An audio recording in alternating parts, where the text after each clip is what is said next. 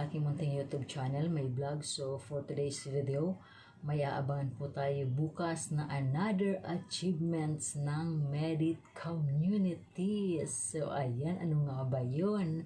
Nag-live kanina po si Bunso Medit at yun ang kanyang title na Medit Communities Another Achievements na naman po bukas. So ano kaya yun? Abangan po natin yun mga kababayan, mga solid medits all over the world. Ayan. Happy na naman po ang ating communities. Ganun lang po tayo. Mga solid communities, mega love shout out po. Ayan. Ganito ang maganda na nagkakaisa ang bawat isa para happy together. Hindi po ba? Mega love shout out po sa lahat ng Medit communities.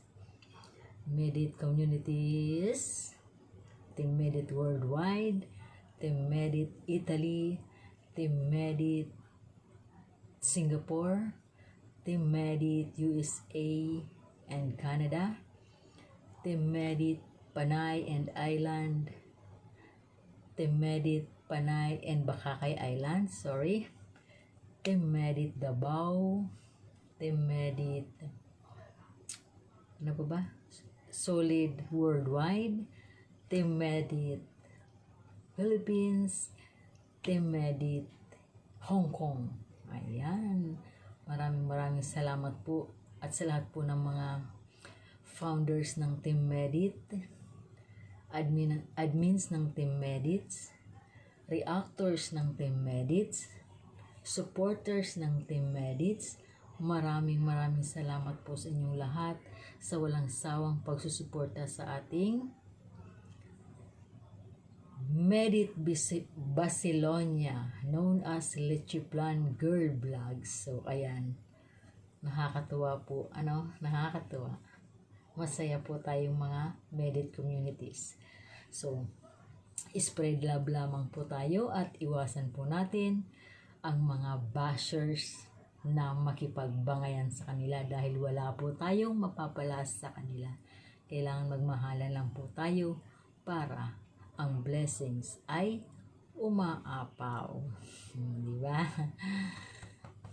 Ayan po, maraming salamat po at yun, ganun lang. Masaya lang po ako.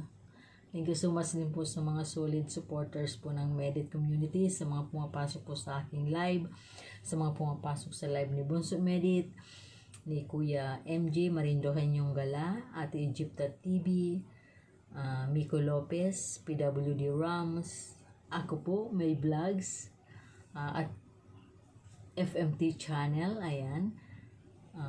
Sino pa ba yung nagbablog dito sa Hong Kong? Si Rose Bass Official at ang lahat po ng mga supporters. Ayan, huwag po natin kakalimutan na i-like, i-share ang kanilang mga videos at huwag po natin i-skip ang kanilang mga ads. So, yun lamang po. Maraming salamat and God bless us always. So, ayan, bye-bye po and mabuhay.